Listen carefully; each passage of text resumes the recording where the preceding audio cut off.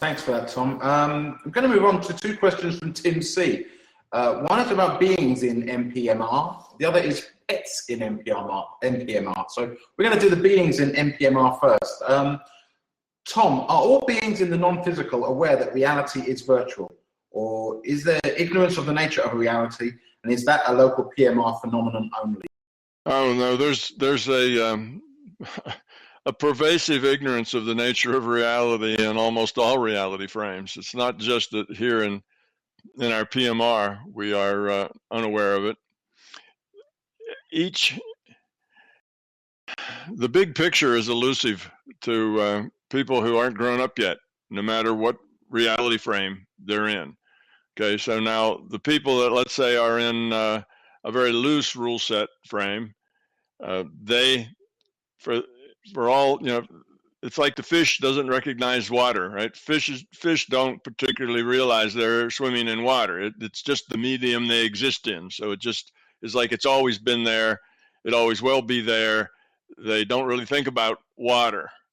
Well, that's the way it is when you're in a virtual reality. You just think it is the way it is, and you don't really think about it being any other way than that. So it's just a matter of, if you're in a very loose rule set, then there's more things that you can, you're not as limited in some ways, but you're more limited in others. You're not as limited in the fact that you can teleport and you can maybe do other neat tricks like that, but you're more limited in that the number of choices you have and the interactions and ability to learn from those choices is much less than if you're in a more physical, like a tighter rule set virtual reality.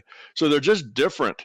And the entities that live in either one of those kinds of realities don't really see the other reality as even existent. They just there, that's all they know. That's the way it is.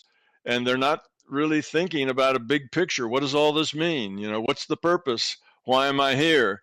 And most entities, those kind of big picture thoughts never enter their mind. And that's true of entities that we call non-physical, and the ones that we call physical. Of course, physical's in the mind of the beholder. These entities that live in these simple rule set reality frames, they find themselves to be physical, and they would, if they knew we existed, they'd find us to be non-physical. So it's not a matter of what's physical or not. They're just different reality frames with different rule sets, and for the most part, entities do not think much about the big picture.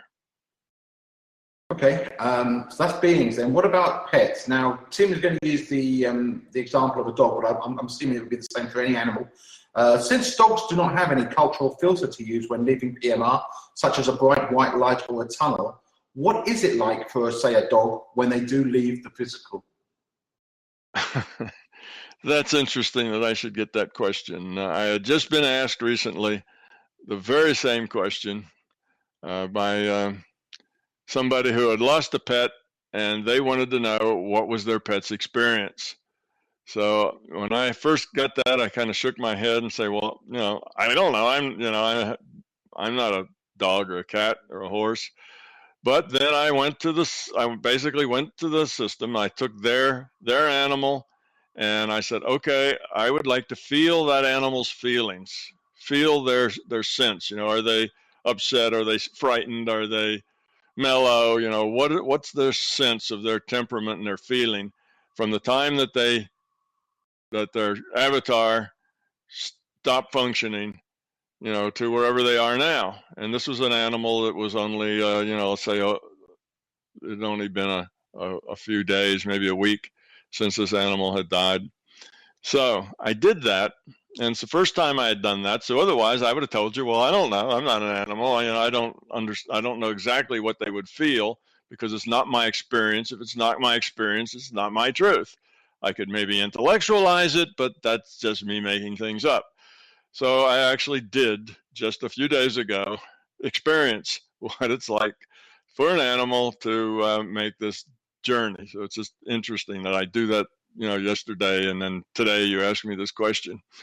Anyway, what I found out with this particular animal was that it, of course, was very miserable up to the time that its avatar dies. It's not healthy. It hurts. There's pain. It's obviously not having a happy day. So it's this miserable animal. And then suddenly the misery's gone. It's still aware and the misery's gone. And the first thing was like a question, what's, I don't have, it doesn't hurt anymore. I'm not, crippled anymore, or I'm not, whatever it was, it's not like that anymore. I feel whole again. And then the next thing was sort of a looking around, kind of, well, where am I? What is this? Curiosity, no panic, no fear, just what is this? And taking the time to kind of look around, and everything's kind of foggy. And then after just a little bit of that, the idea came, there wasn't any scent. There was no sense. They could still see, it was just foggy and they couldn't tell where they were, but they couldn't smell anything. And then they kind of had this realization, like Dorothy did, that she was no longer in Kansas. They kind of have that sense of, I'm someplace else, obviously. I don't know how I got here, but, I'm here. The next thing that was interesting was a sense of motion. They actually did feel like they were moving, but it was moving without moving. And this particular animal translated that into, it's like when being held by a person and that person is walking and taking you someplace. And it's like riding in a car where you're going someplace and you're obviously moving, but you're not moving.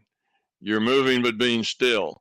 And that was the image that they had of being held and walked, or being in a car. And that they had this sense, so they knew they were going someplace, but they really weren't moving, but somehow they were moving anyway.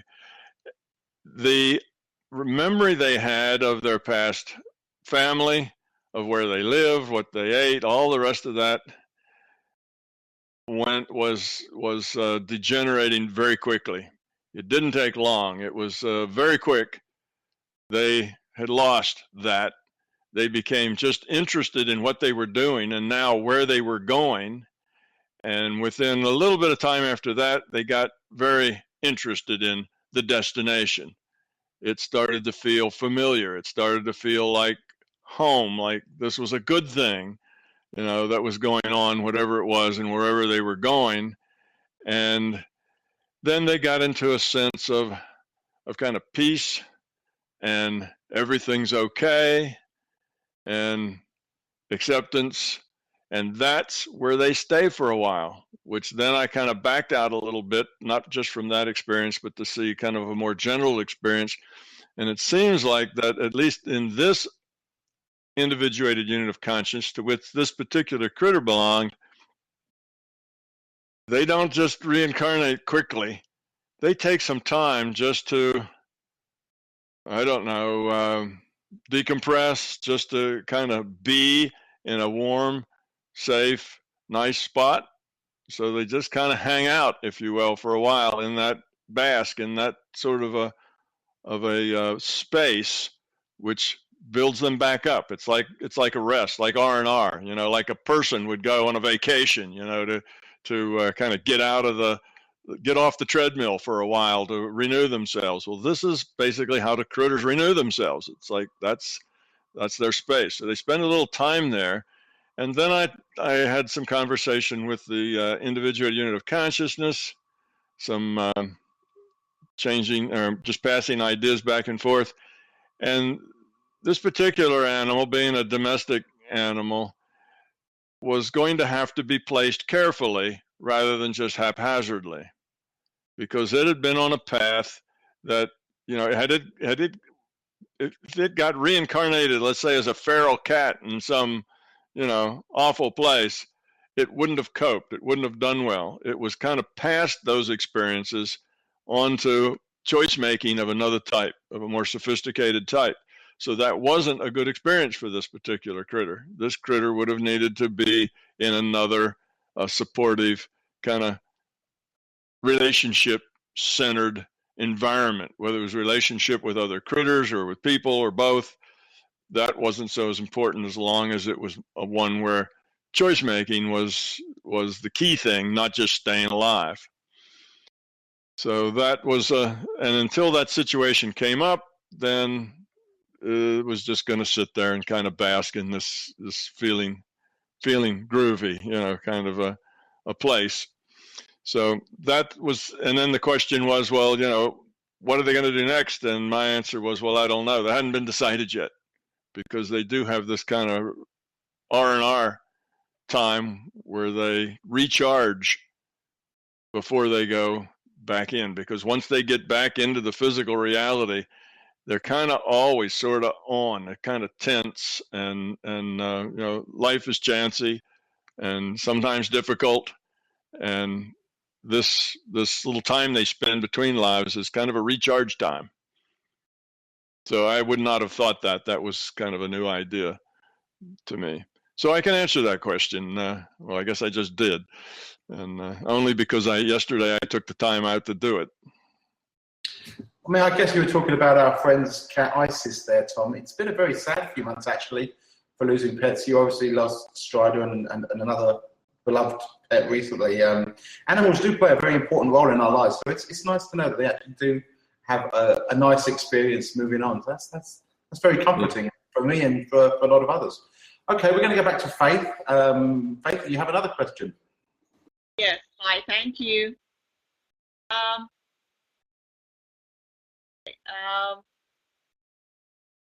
Says when we deal with our issues in life, we gain points.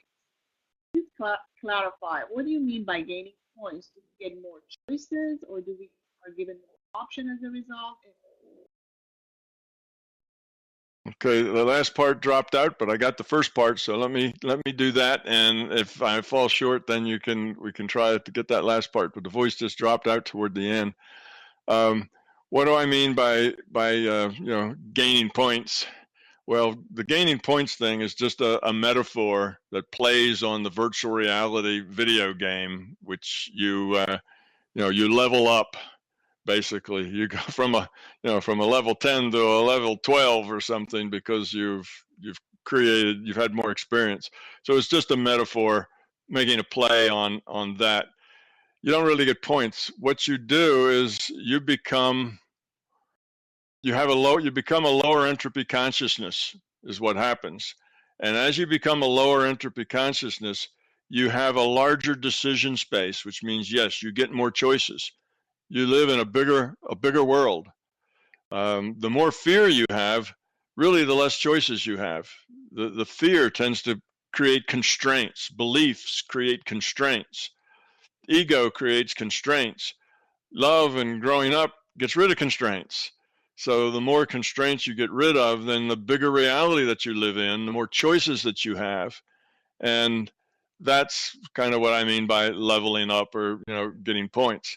Now, there's a lot. Your growing up process isn't just one or two big things. It's often a sum of thousands of little things, little choices that you made. Little choices that you made to be helpful, to care about somebody else as opposed to care about yourself, or, you know, being trapped by your beliefs. So as you do these small things where your choices are good, that all adds up. It all helps you even make good choices when the things are big things to do, not just little things to do. So my point was, well, you get points. I meant that every choice you make can be made out of love and caring, or can be made out of self-centeredness. Now, there are a few choices, I guess, that don't fall on either side. I can say, well, I choose to scratch my head on this hand, or I could scratch my head with that hand. You know, right hand, left hand, that was my choice, but neither one of them causes me to grow up, or, you know, evolve or de-evolve. It's a irrelevant choice. So it's not every choice, but most of your choices in relationship, how you interact with people, they often, all of those little choices, how you interact with your children, with your parents, with your neighbors, with the people at work, with your boss, all of those things have opportunities to do it with fear or with love. And as you make those hundreds of choices a day, you tend to grow up and evolve or de-evolve with those choices. And yes, you get a bigger reality to live in, which means more decisions, which means harder choices, because now you've passed the easy choices, and now you get harder choices. And when you master those, you get harder choices yet, because that's just the way it is. And as you evolve and grow up, then your challenges 2 or 3 levels back would seem like they were just too hard, but now they're just right. And as you evolve more, you'll look back at them and think that they were easy. So that's the nature of growing up. Bigger choices, more choices, and everything gets more fun. Everything gets happier. Everything gets to be okay. Nothing really gets you disturbed or angry or upset. Life is good. You see most everything from a positive viewpoint. That's the way you feel as you grow up. Everything gets better and better. Less and less struggle, more satisfaction. All right, Tom, the next question we're going to go to is from Brian. It's a very interesting question on PMR frame rates. Now, he actually submitted this way back in November. So, Brian, I do apologize that we are getting to it just now, but certainly better late than never in this case. Tom, I have a question on the PMR frame rate, the refresh rate of this simulation that we're in. I've listened to your speed of light video over on YouTube and was able to derive the base equation from listening to it as follows. Planck length over frame rate equals the speed of light, a constant.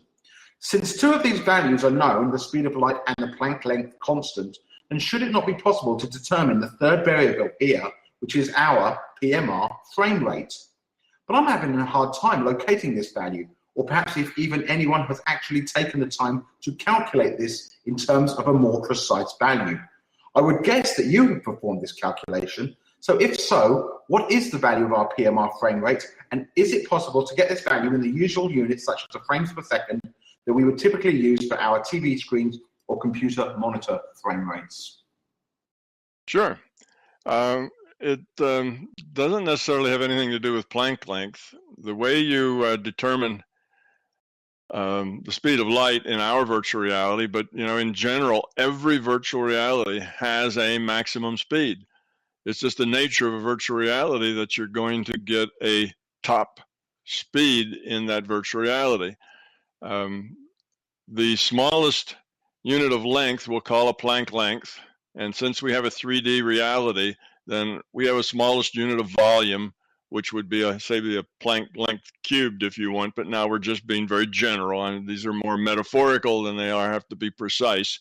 I'm not trying to say that our space is made up of little cubes, just that it goes as length cubed, so that you can get the right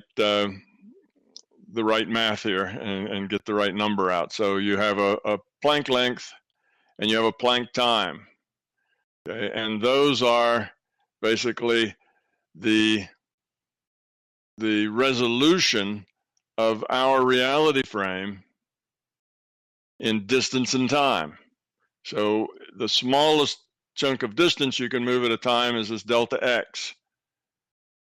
Now, when I say that that's a Planck length, I don't mean that as an absolute thing. Right now, that's about as close as our scientists have come up with a number or a concept to use for that size of our pixel, if you will. Now, this is a 3D pixel, not a area pixel like we have on our flat screen monitors. This would be a 3D pixel. So because we know we have that space and time are both quantized, they're both discrete units, then physics comes to this Planck length as the smallest delta t. So that's why I'm associating our delta t with the Planck length. That's not necessarily a given that those two are equal, but it's the best science has been able to come up with. We can only see things that are so small and deal with our numbers just from what we understand. We may understand, 100 years from now that there's another delta t that's smaller than that we've come up with.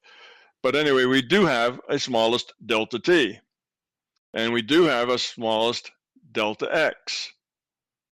Okay, and we'll call those a quantum of space and a quantum of time.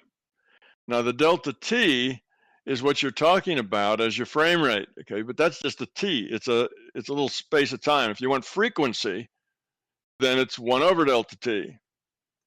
Okay, so then that'll give you a frequency. That's a per second. Delta t is in times, seconds. Delta t for our frame rate's about 10 to the minus 44 seconds, and that's just a round. I like to keep the exponents round and easy for people to remember. So you may move it a order of magnitude or two one way or the other to make it fit the equations, but basically it's about 10 to the minus 44 seconds is our delta t. And I think the Planck length is somewhere like 10 to the minus 36 meters. So a Planck delta volume would be somewhere around that cubed, would be the volume in meters. Okay, so the frame rate then is every delta t, everything in the simulation gets recalculated. And then you go to the next delta t, everything gets recalculated. Next delta t, it all gets recalculated. That's how dynamic simulations are developed. They develop with what's called the outer time loop. The outer time loop is a delta t.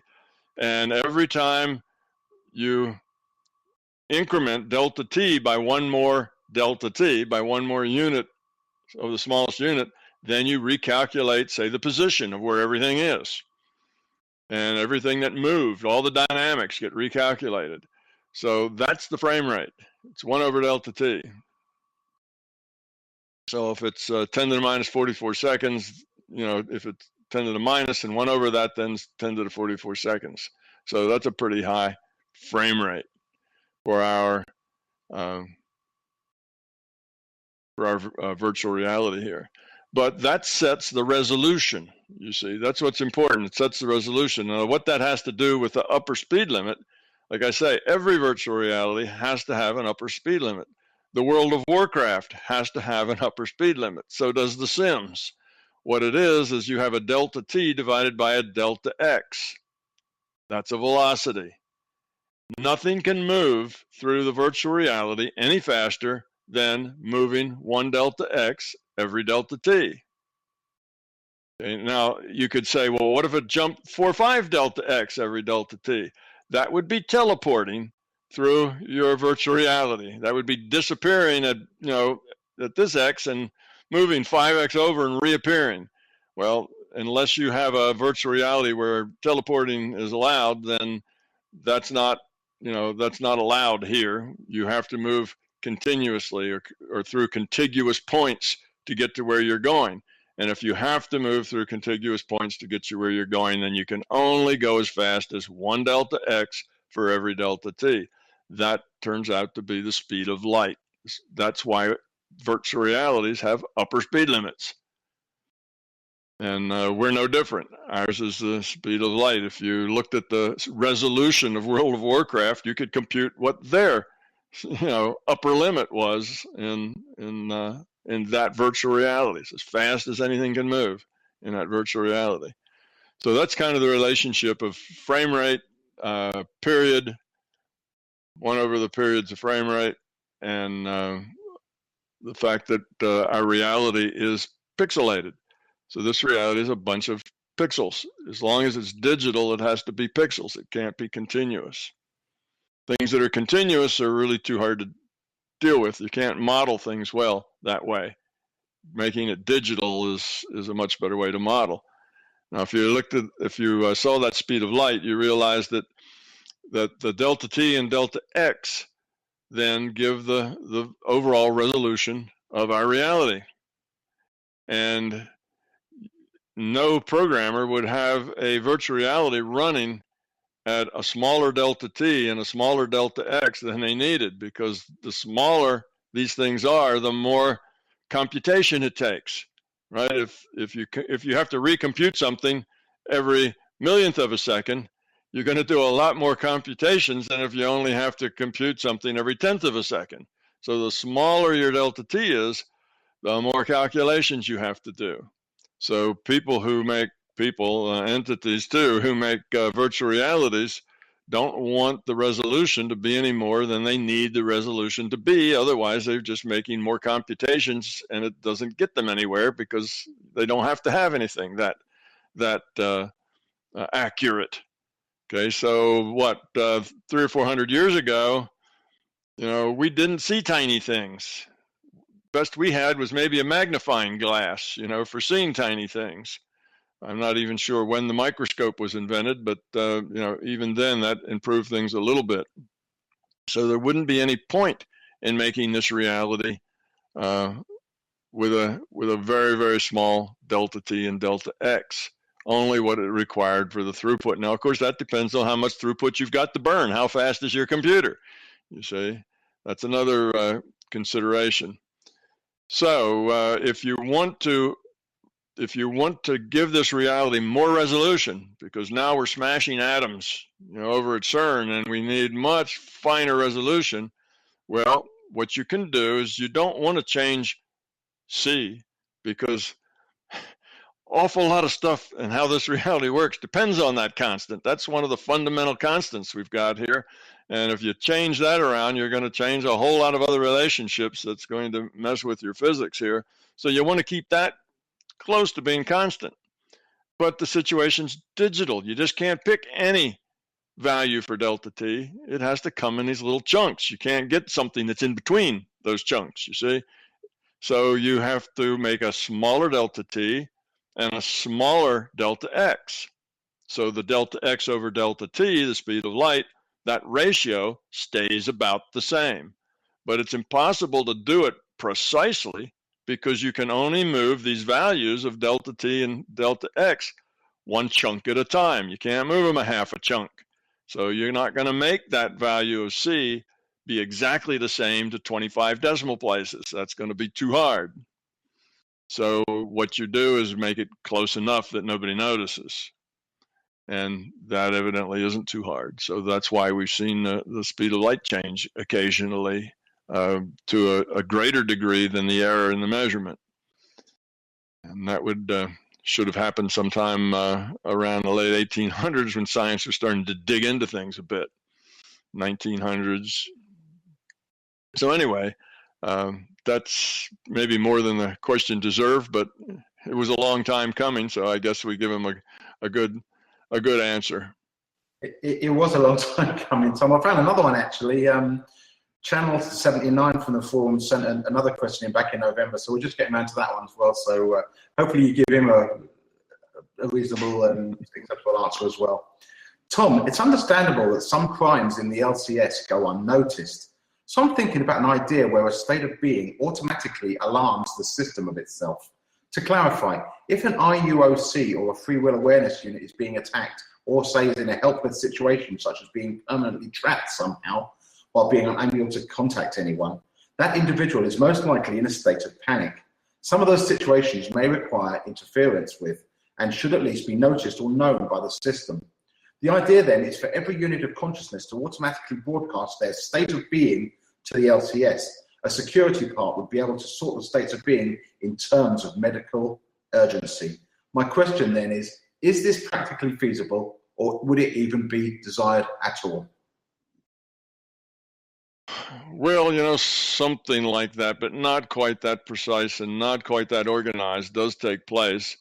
If you are if you are a consciousness that is learning and growing and, basically having a promising future, if you will, of lowering your entropy, then the system tracks you more carefully. And what you do in the state you're in and issues you're having, it may help you out as needed.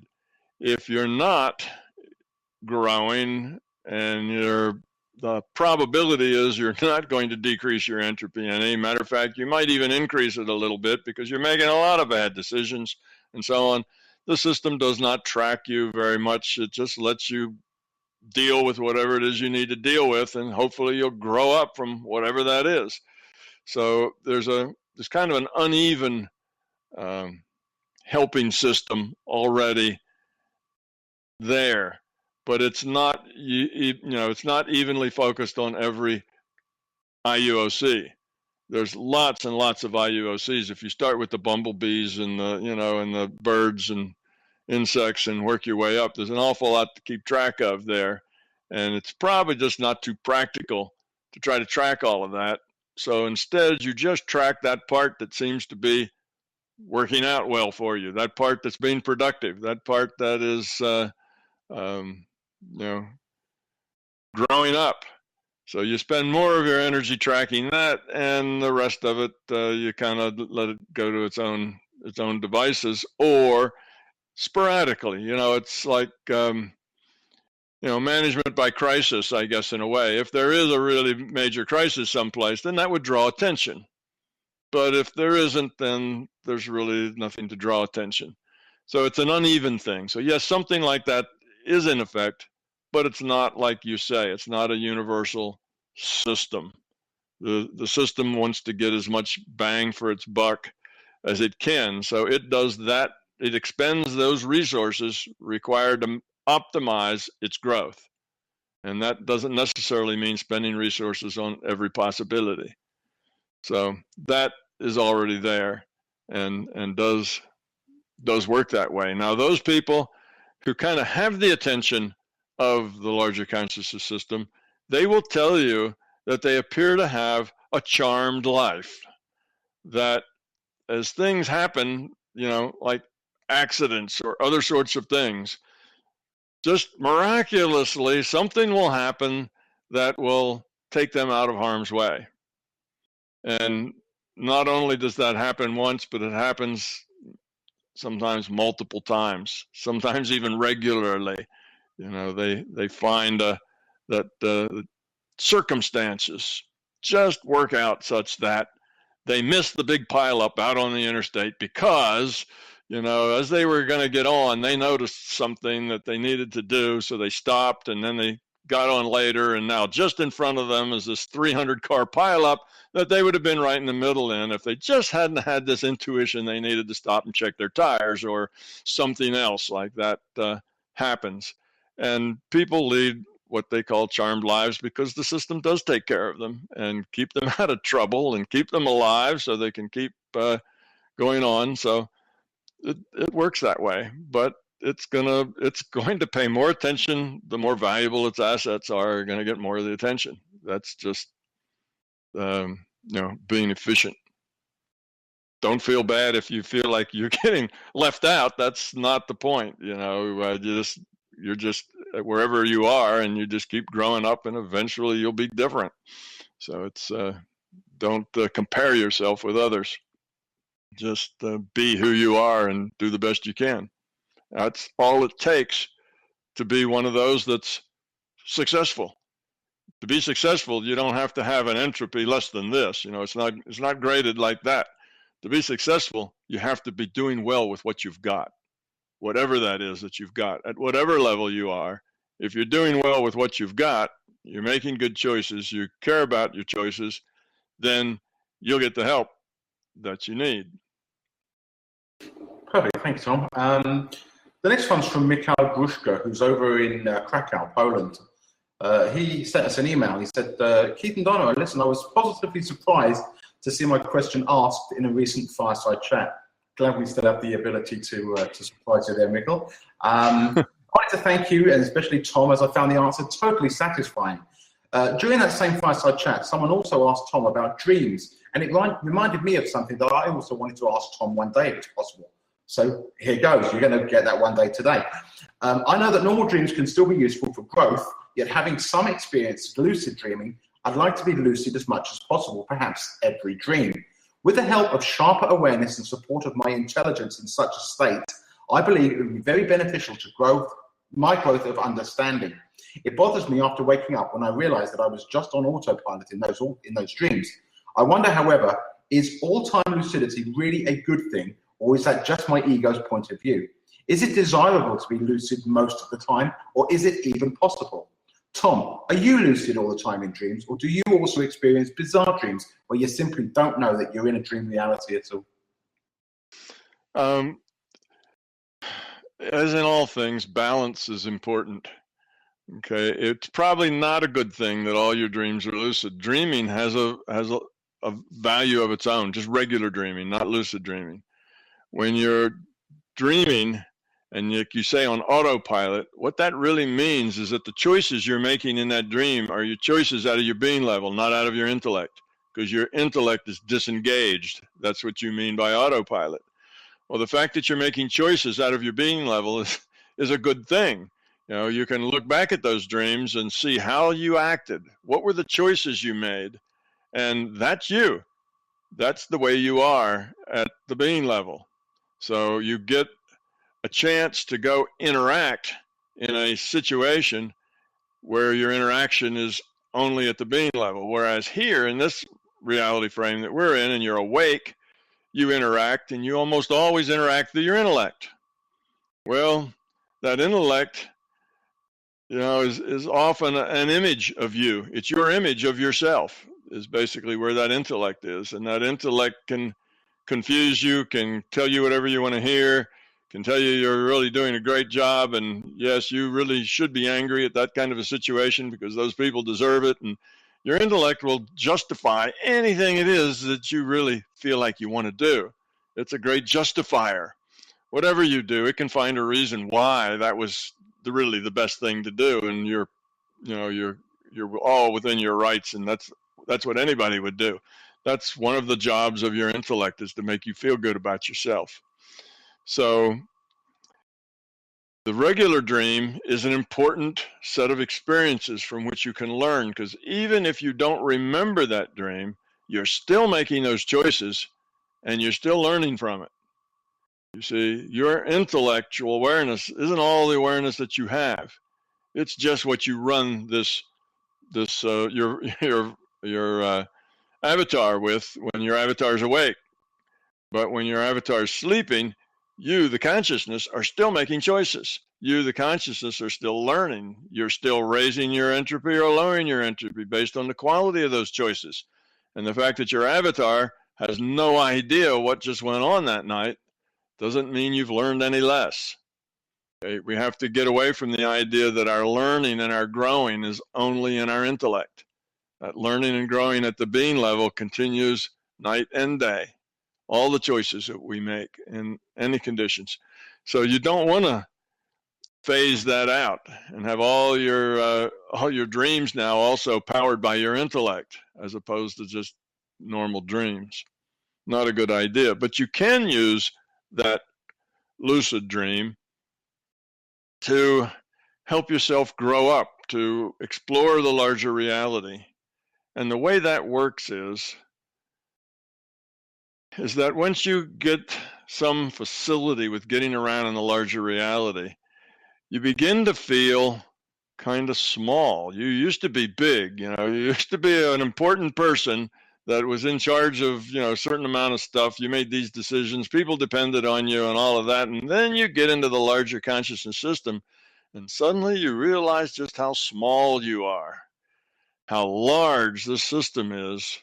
And you just are a tiny little cell of it, doing your own little thing. And that can create a lot of humility, to have that sense of smallness. You also realize, so that's a teaching point. Exploring the larger consciousness system will teach you some things that are good as far as growing up. That's one of them. It teaches you smallness, teaches you humility. The second thing it teaches you is you realize that there's rarely any certainty into what it is you're experiencing, because you're interpreting it. You could interpret it this way or that way. Well, which was it? Was it this way or was it that way? Well, you could interpret it either way. So there's uncertainty with everything. And that's another big learning point about this reality, is that you control almost nothing. You will never control anything more than almost nothing. And you might as well get used to living in uncertainty, because that's just the nature of existence, always uncertain. Now, how do you live with that uncertainty? Well, now with your newfound humility, because you're small, then you find out that you're not only small, but you're totally out of control. and you don't control much. You're not in charge of much other than yourself and your own choices. And that's all you're in control of. So you better make those count, because that's really all that you've got to work with. And then that kind of reorients you a bit from that very important person you used to be that was a big wheel and very important and controlled everything. So those are big steps into growing up, and you can get that by exploring the larger consciousness system. That is, if you explore it with the idea that you're trying to learn about the nature of reality. Now, if you explore it as like you're in a theme park, or you're at the fair, and it's just fun and see what you can do and where you can go, and it's all for your ego's amusement, and so that you can tell people that you fly around at night because that sounds really cool, then you're not going to learn any of those things. You're not going to learn humility. You're not going to learn smallness. You're not going to learn uncertainty. You won't learn any of that. But and eventually you'll stop doing it. It'll all go away, and that'll be the end of that. Of that phase. That opportunity you had will have been wasted.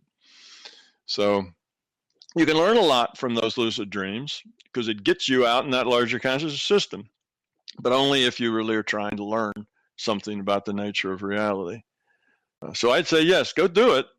It can be very profitable. It can be a waste of time if you don't learn anything from it, but you don't want to do it exclusively, because those regular dreams are an important part of your growth and learning too. So balance in all things. And also, it's those dream scenarios you get is how the system measures your progress and how you're doing and what you're ready for next. So it knows whether it needs to give you lesson plan A or lesson plan B. You don't get B until after you've mastered A. You see, well, they need to know, if you're on lesson plan A, when have you mastered it to where they can start lesson plan B, which is a little more challenging. Well, they'll give you situations in your dreams. Suddenly you'll find yourself, in some bizarre situation, but it calls for you to make choices right away.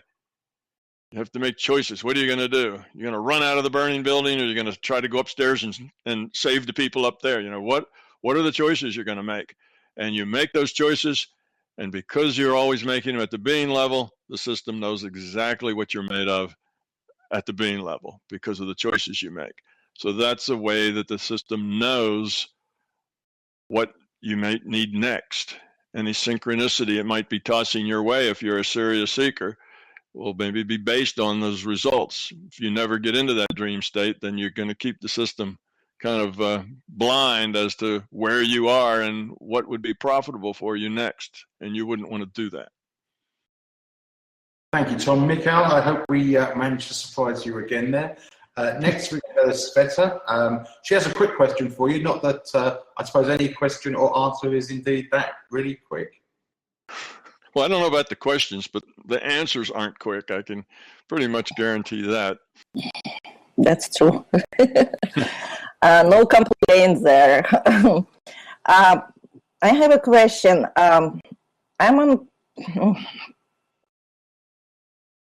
I'm in another reality, I'm on a very intimate level with my ego. And like you say, get rid of fear, get rid of ego. To get rid of fear, for some reason, is much easier for me than to get rid of ego. It's constantly there. I imagine it burning. I imagine it beheading. I can't get rid of it. It's constantly complaining. It's constantly devalues my every thought. And even worse than that, it devalues the questions I receive from my individuated unit of consciousness. I think, I don't know, I have a nerve maybe I'm too much, but I think I got to the level when I talk to my individuated unit of consciousness. Is it possible even, or it's something else maybe? Is it possible that I connected to it? Sure, absolutely. possible. But anyway, your question is, this intellect, how can you get it to sit down and be quiet? Only with practice. You know, that's one of the things that you really begin learning with meditation. You learn to quiet your mind, to keep those thoughts out of your mind. And I don't know whether you practice meditation or have practiced it for a long time, but that should be one of the things that you learn, is how to just hold that empty state and not have any thoughts come in. Well, that's a good place to start. Once you can do that and hold that state. Now, though, when you start to actually do something, you interact with somebody, you get a message, you connect, suddenly that intellect jumps back into the game and wants to take control. It wants to analyze it and judge it and tell you, you know, what to think of it, that sort of thing. And I don't know how to tell you what to do about that. It's just practice, just like it was in meditation. When you first started meditating, you probably could only keep your thoughts away for seconds and then minutes, you know, and then tens of minutes. It gets better. You just have to keep telling that intellect, shush, sit down, be quiet. I'm getting some information here, butt out. I'll let you know when I need you. You know, because you will need it eventually. You'll want to assess that information and decide, is it useful or not? And you'll need your intellect, but tell them, this isn't the time. I'll need you later, but I don't need you right now. I'm in the gathering mode, not in the analysis mode. I'm not judging it now. I'm just gathering it now. So please sit down, be quiet, let me gather, and then I'll come get you when it's time, you know, to do the analysis and do the judging and decide whether it's useful or not, but not now. And with practice, it will leave you alone. It'll see the virtue of the fact that it's not useful to interrupt the gathering process with the analysis process. Those two things should be done at different times in different states. And just practice at it, Savita. There's no real easy way to make it be quiet. You just have to keep putting it in its place, but don't get angry at it and don't be upset with it. That'll make it worse. Just gently put it aside and say, not now. This is not the time. The time will come later, and we'll go over all this stuff at a later time. You know, but right now I just want to be in the receive mode. I'm being open now, not analytical, and eventually it'll obey you and wait. Yeah, practice. Sorry, I don't have any real good technique there, but just practice is really all that you can do. I understand. Thank you. Tom, the next question is from Sharma on the forum. Do specific lessons that need learning run in consecutive lives?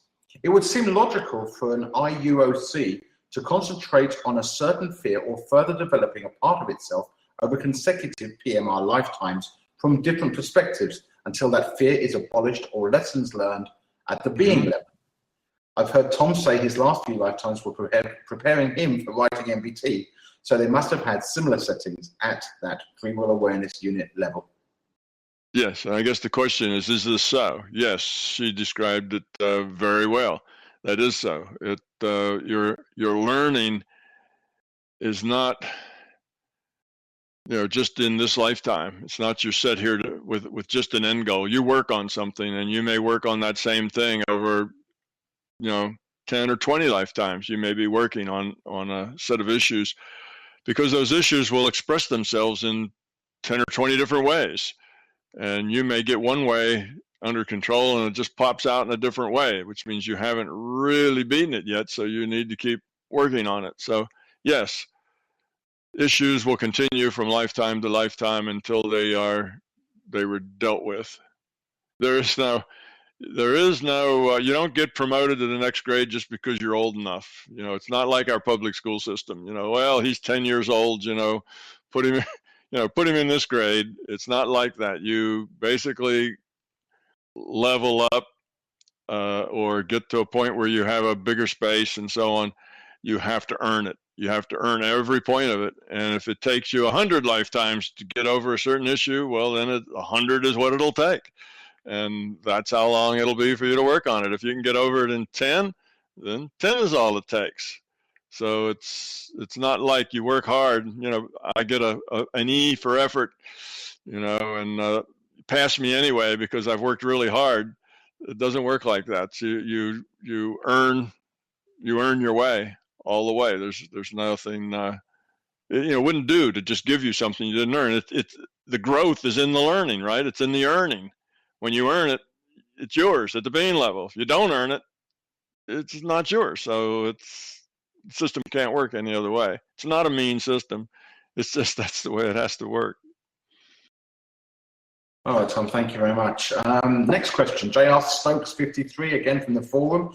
Tom, I have a question about the limitations that the human body puts on consciousness.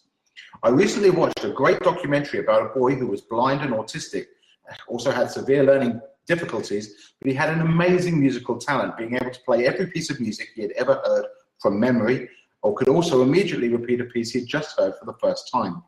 I was wondering if each one of us has this ability at the consciousness level, but the physical restriction of the body does not allow us to access it, except in certain cases, such as this boy, where the brain has different constraints than the most of us would have. Or is there simply another explanation for this kind of phenomenon? No, I think the first explanation is probably close to the truth, is that we all have the potential to do amazing things. If we develop that potential, it takes a lot of time. So if you really want to be an Olympic swimmer, you're going to be swimming 4 hours a day, probably 6 days a week for probably, 7 or 8 years before you get to the point where you're a contender, for an Olympic spot. So to be that good at something takes a lot of time and effort. So most of us don't get that good at anything. We just stay good enough at a whole lot of things, and that kind of enables us to maximize our learning. But we do have the potential for doing amazing things. You can teach yourself to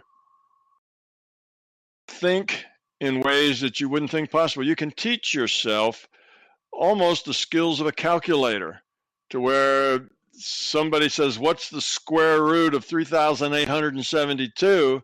And within a few seconds, you can tell them. You see, we train our bodies to do interesting things, but it takes time. Let's say something simple, some physical thing, like catch a ball.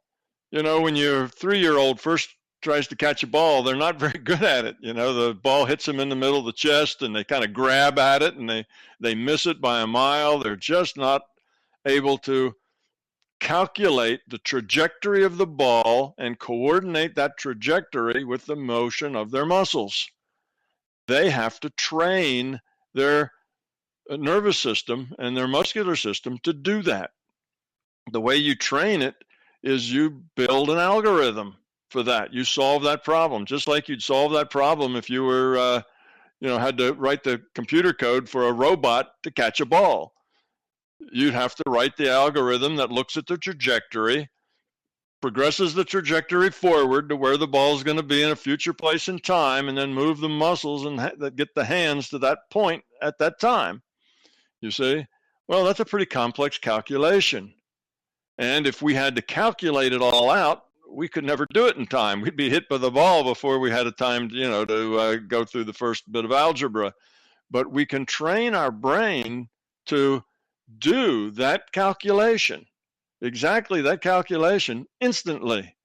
So that ball is no more than 20 feet off the bat when that guy in the outfield starts running to be in the right point so that he's there when the ball gets there.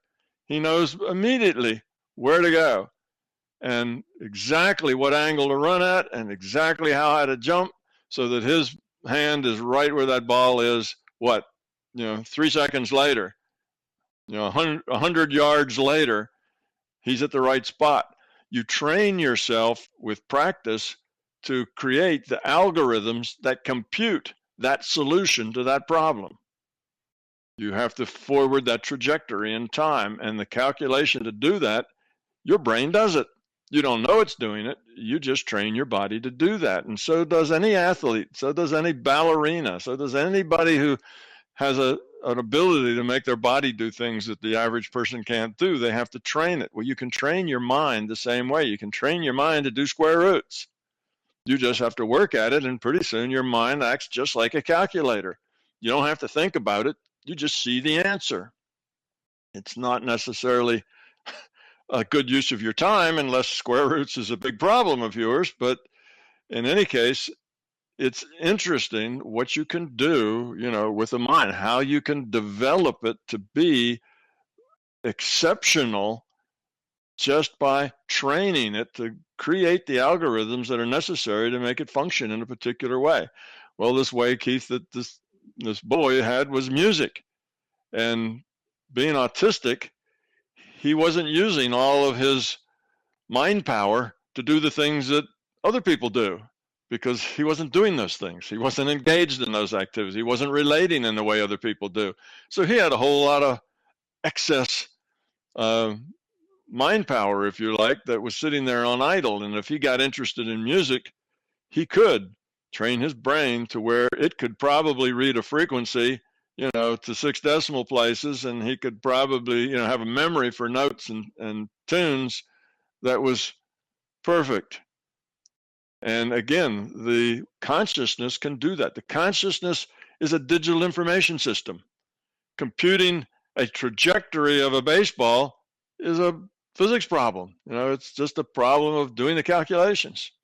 And you can train to do it. Now, if you go take pencil and paper and do it, you got to understand the physics. But if you just run after that ball, and the 10,000th time that ball goes out there and you start catching it, and you keep doing it, and you keep practicing, what you're doing is you're creating an algorithm in that consciousness. You're creating a solution to that problem.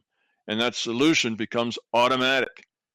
That guy out in the outfield doesn't think, oh, he hit the ball like that, it's going to make it go over here, so I better start running in this direction. And oh, let's see, that was a 30-degree elevation with a velocity of such and such, so I need to run at this angle. I mean, they don't think about that. They've had so much experience, they intuitively do all that, make the calculation, and have the answer in 1/10 of a second.